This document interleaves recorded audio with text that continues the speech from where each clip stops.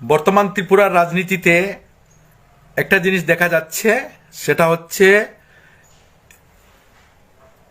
এই বিজেপির বিরুদ্ধে কোনো যদি শক্তিশালী যেটা হয়, শক্তিশালী দল থাকলে ত্রিপুরা মথা, ত্রিপুরা মথাকে অনেক জায়গায় অনেক মানুষ অনেক কিছু বলতে চায় যে ভোট কাটবে, সে আসলে ভোট কাটবে যারা বর্তমান বিরোধীতে অস্থির অবস্থায় আছে। কেউ বলছে অ্যালায়েন্স হয়ে যাবে, কেউ বলছে অ্যালায়েন্সের পক্ষে, কেউ বলছে অ্যালায়েন্সের বার্তা পাঠিয়েছি। আসলে সেটা ঠিক আছে, বার্তা পাঠাবেন ভালো, কিন্তু ত্রিপুরা মথা যায় না, কাউকে বার্তা এখন পর্যন্ত পাঠায়নি। এর জন্য বলছি, বর্তমান সরকার বিরোধী যদি কোনো স্ট্রং পার্টি থাকে তাহলে ত্রিপুরা মথা। এর জন্য বলছি, আমরা ত্রিপুরা মথাকে সাপোর্ট করি বা কাজ করি, সেটা এজন্যই করি কারণ বিজেপির বিরুদ্ধে কোনো দল যদি বর্তমানে ত্রিপুরা রাজ্যে স্ট্রং থাকে তাহলে ত্রিপুরা মথা। অনেক তো কি বলে নির্বাচনী মাঠ ছেড়ে পালাবার চেষ্টা করছে অনেকেই, কারণ অনেক দাম্ভিক, অনেক দিন রাজত্ব করেছে, অনেক ধরনের কথা, কোনো ত্রিপুরার সাধারণ মানুষ তার সঙ্গে দেখা করতে পারেনি, সাধারণ মানুষের কোনো কথা শুনেনি, কোনো কিছু নেই। বর্তমানে দেখছে যে আগামী নির্বাচনে যেখানেই কম্পিটিশন করবে সেখানেই হারবে, সেজন্য মাঠ ছেড়ে অনেক পালাবে, অবশ্যই পালাবে। তবে আপনাদের সবাই এবং আমরা অনুমান করে দেখুন যে বর্তমান ত্রিপুরায় বিজেপির বিরুদ্ধে স্ট্রং কোনো পার্টি যদি থাকে তাহলে ত্রিপুরা মথা। তাহলে ত্রিপুরা মথা করবেন না কেন? বিজেপির বিরোধিতা করতে হলেই ত্রিপুরা মথা করতে হবে, কারণ এটা স্ট্রং পার্টি। বন্ধুরা, অনেক কথা আসছে, অনেক কিছু, তো আমি এটা দেখছি অনেক জায়গায়, মনে করেন দনপুর হোক বা পানিসাগর হোক বা মাথারবাড়ি হোক, মোহনপুরে হোক, এখানে কংগ্রেস সিপিএম ত্রিপুরা মথার বুট কাটতে পারে, কিন্তু ত্রিপুরা মথা কারোর বুট কাটবে না, কারণ সে স্ট্রং পার্টি। সুরমাতে আপনারা দেখেছেন, সুরমাতে মাত্র 3 মাসের দল ছিল, তখন 3 মাসের দল থাকা সত্ত্বে যে কম্পিটিশন করেছে ওটা ঐতিহাসিক কম্পিটিশন। এর জন্য বলছি ত্রিপুরা মথা কারো বুট কাটবে না, মানে মথার বুট অন্যান্য যে বর্তমানে অবস্থাবিহীন দল আছে এগুলা কাটতে পারে। এর জন্য কাজ করবেন। তবে 2-4 দিন মানে 7-8 তারিখের ভিতরে একটা বিরাট বড় চমক দেখাবো, যেটা আপনারা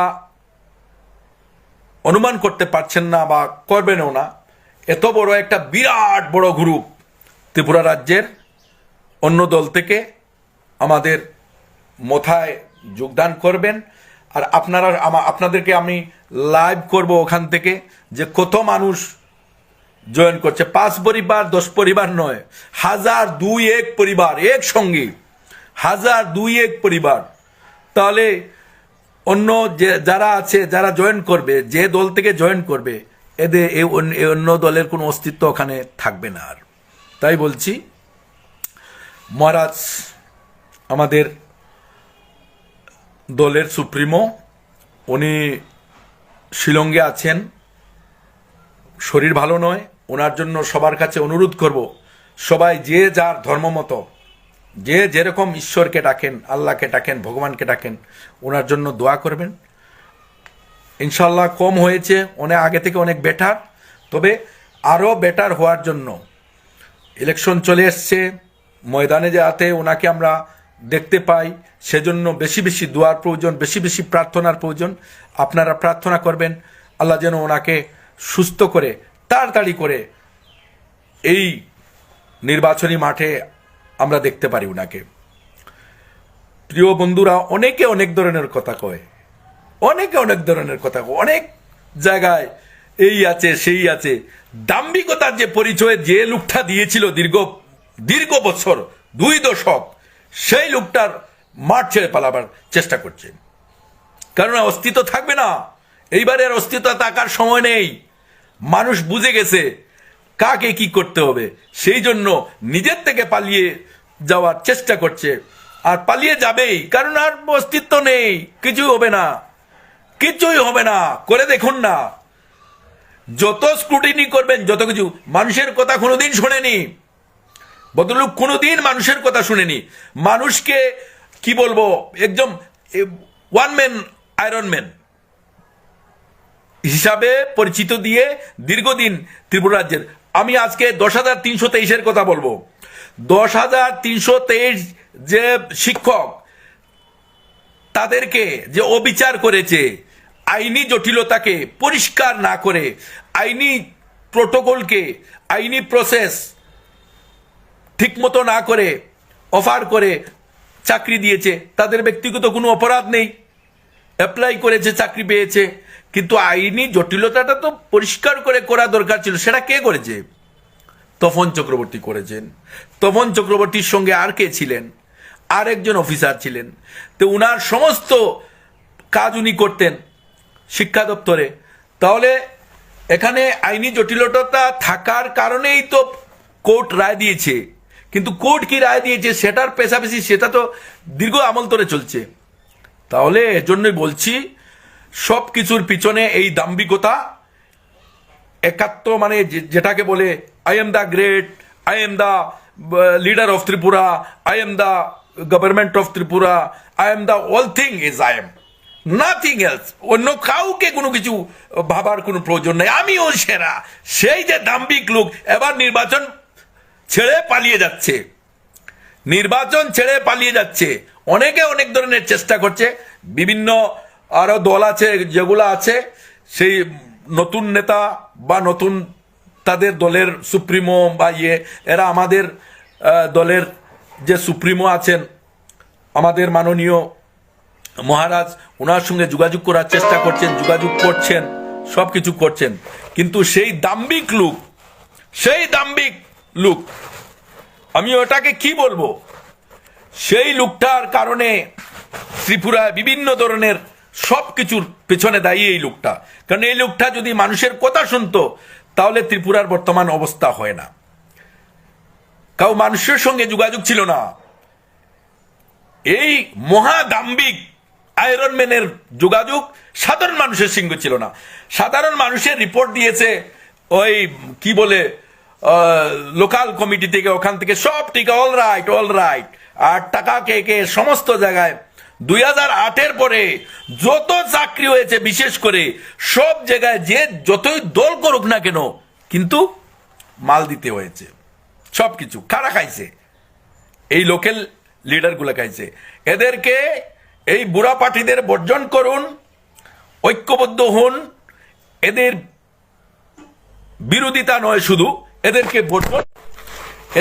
এদেরকে বর্জন করা উচিত।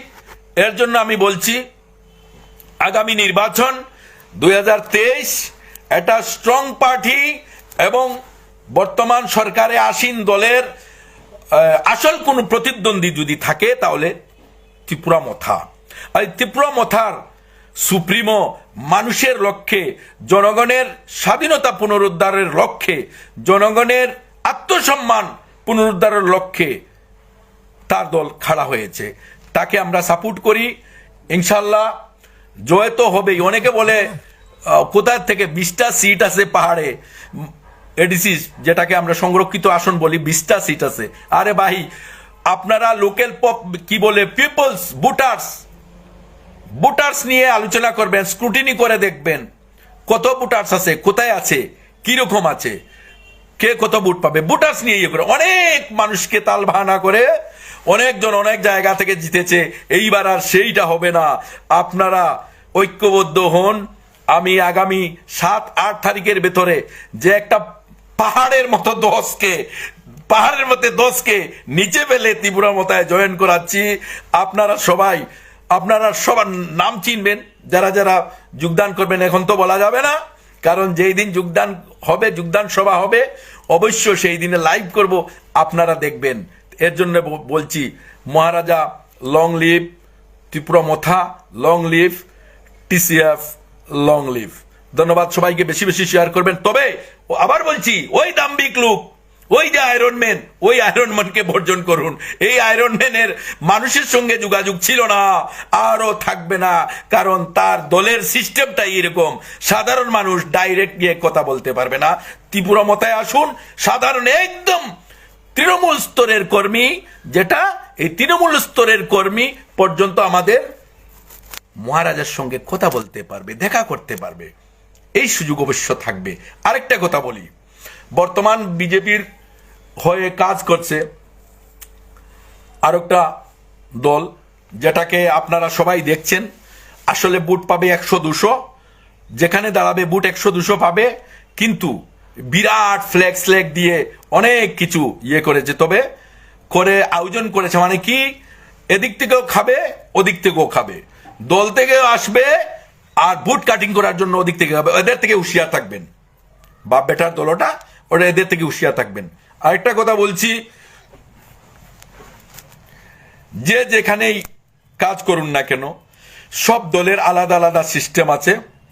আমাদের ত্রিপুরা মথার যে সুপ্রিমো, দল চালাতে গিয়ে ওনার নিজের টাকা খরচ করতে হয়। কেউ যদি মনে করেন যে ত্রিপুরা মথায় যোগদান করব, মহারাজ টাকা দিবেন, ওখান থেকে আসবো, এই করব, আমরা খরচ করব, এটা একদম শক্তভাবে আমরা নিজের থেকে কষ্ট করে যতটুকু পারা যায় কষ্ট করে দলকে চাঙ্গা করার কাজ করব।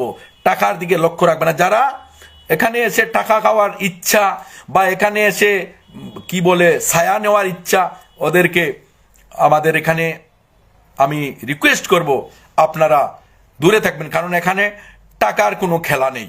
এখানে শুধু নিজের ইমানকে একদম বিলিয়ে দিতে হবে এবং ইমানদারি করে দলের কাজ করবেন। অবশ্য আপনাকে দল যথেষ্ট সম্মান করবে, অন্যান্য দলের মতো ওই দাম্ভিকতা করবে না, অন্যান্য দলের মতো ওয়ান ম্যান দা আয়রন, নো।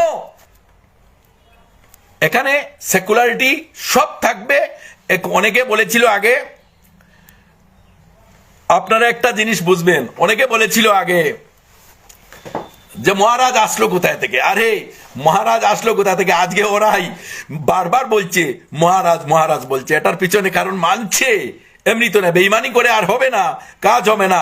এবারে মহারাজের যথেষ্ট ভূমিকা হবে সরকার গঠনে, এবং মহারাজ ছাড়া কাউ সরকার গঠন করতে পারবে না, এটা আমি নিশ্চয়ই বলতে পারি। আর আপনারাও এটাকে ইয়ে করে কি বলে স্ক্রুটিনি করে দেখবেন, অবশ্য হবে। যাই হোক, আসসালামু আলাইকুম, কলঙ্কা, হাম্বাই, আদাব। বেশি বেশি করে শেয়ার করে সমস্ত ত্রিপুরার জনগণের কাছে, আর যারা রাজনৈতিকভাবে মার খেয়েছেন, রাজনৈতিকভাবে অত্যাচারিত হয়েছেন, তাদেরকে অনুরোধ করব, ওয়েলকাম, আসুন আসুন, সবাই একসঙ্গে হয়ে ত্রিপুরা সরকার গঠন করি, এবং সহজ সরল পদ্ধতিতে ত্রিপুরা সরকার চলবে, যে সেটার অনুমান আপনারা আগে থেকে জানেন। The great man, a heartiest man, ত্রিপুরার মহারাজ, বংশ পরম্পরা থেকে দয়াবান পরিচয় দিয়ে আসছেন, তাদের সঙ্গে ঐক্যমত হয়ে কাজ করি। ধন্যবাদ সবাইকে।